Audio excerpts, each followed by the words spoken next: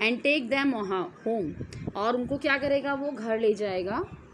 When the last of us has been thrown down, जब हम में से आखिरी पक्षी जो होता है जब वो नीचे गिरेगा, we must quickly get up and fly away, हम सब एकदम से उठेंगे और क्या करेंगे, एकदम उड़ जाएंगे। fly away मतलब उड़ना, और get up मतलब उठना, quickly जल्दी से। In the morning the hunter came to the tree, जब मॉर्निंग में हंटर जो शिकारी था वो ट्री के यानी पेड़ के पास आता है, एंड क्लिम अप, और उसके ऊपर चढ़ता है। He looked at the geese in the net, और वो क्या दिखता है कि जाल में जो गीज हैं, जो कलहंस हैं, वो क्या है, फंस गए हैं, और उन्हें देखता है कि वो जाल में फंसे हुए हैं। दे आर ऑल डेड, वो सब क्या हैं, मर चुके हैं, वो उनको दिखाई देता है कि ये सब मरे हुए हैं।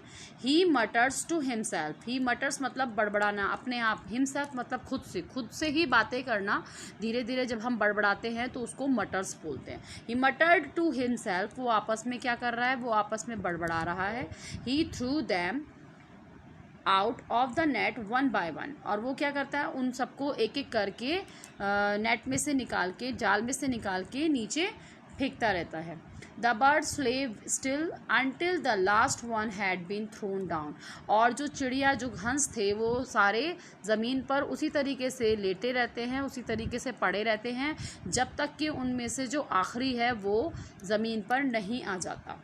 इसमें कहा हैड बीन थ्रोन डाउन, यानी नीचे, जो थ्रोन डाउन यानी ज़मीन पर जब तक नहीं आ जाता।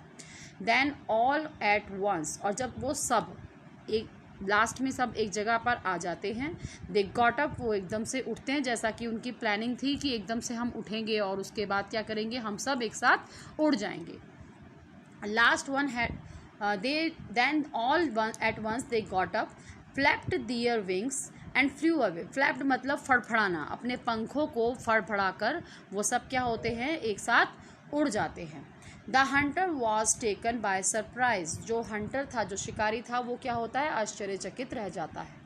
From the top of the tree he watched all the geese fly away, और जो from the top of the tree यानी कि जो पेड़ की ऊंचाई सबसे ऊपर था, वो जहाँ उसने नेट फैला रखा था, वहीं से वो देखता है उन सबको क्या एक साथ उड़ते हुए। आइए अब इसके वर्ड मीनिंग्स हैं, उनको समझ लेते हैं। इसमें लास्ट में वर्ड मीनिंग्स दिए गए हैं। Geese plural for goose, last web footed, large web footed word, यानी कि इसमें जो गीज वर्ड आपको दिया गया है ये गूज वर्ड का क्या है, बहुवचन यानी प्लूरल है, जिसमें कि आपको बताया गया कल हंस, गूज माने होता है कल हंस, और बहुत सारे जब होते हैं तो उनको हम गीज पढ़ते हैं। यहाँ पे बहुवचन में दिया गया है क्योंकि वो एक नहीं, वो बहुत सारे हैं। Creeper plant that needs support to grow usually along a wall or a tree, creeper होती है बेल, जिसको चढ़ने के लिए किसी ना किसी सहारे की ज़रूरत पड़ती है, या तो बेल किसी पेड़ के सहारे पे ऊपर चढ़ेगी और या फिर किसी दीवार के सहारे से ऊपर चढ़ती है। ये खुद ब खुद इनके तनों में इतनी ताकत नहीं होती, इनका स्टेम बहुत ज़्यादा क्या होता है, नाजुक होता है, जिसकी वजह से ये स्ट्रेट खड़े नहीं हो सकते हैं और उन्हें किसी न किसी सहारे की ज़रूरत पड़ती है ऊपर चढ़ने के लिए। Winding go in circular spiral course, ये वाइंडिंग का मतलब है कि गोलाई में घुमावदार जब कोई चीज़ होती है तो हम उसको वाइंडिंग बोलते हैं। जैसे कि इसमें बेल दिखाई गई थी कि वो पेड़ को उसने क्या किया था, जो क्रीपर थी उसने क्रीप कर लिया था वाइंडिंग, अपने आप को मतलब चारों तरफ लपेट दिया था पेड़ के। मटर्ड spoken in a low tones, यानी कि मटर्ड का मतलब मैंने अभी थोड़ी देर पहले आपको समझाया था। मटर का मतलब होता है अपने आप में धीरे धीरे बड़बड़ाना या खुद ब खुद बातें करना। Flapped move wings up and down, जो विंग्स होते हैं, जो पंख होते हैं, उनको अप एंड डाउन करके यानी ऊपर और नीचे करने, जो मोशन जो आपका ऊपर और नीचे करने का होता है उसको हम फ्लैप्ड बोलते हैं, यानी पंखों का फड़फड़ाना।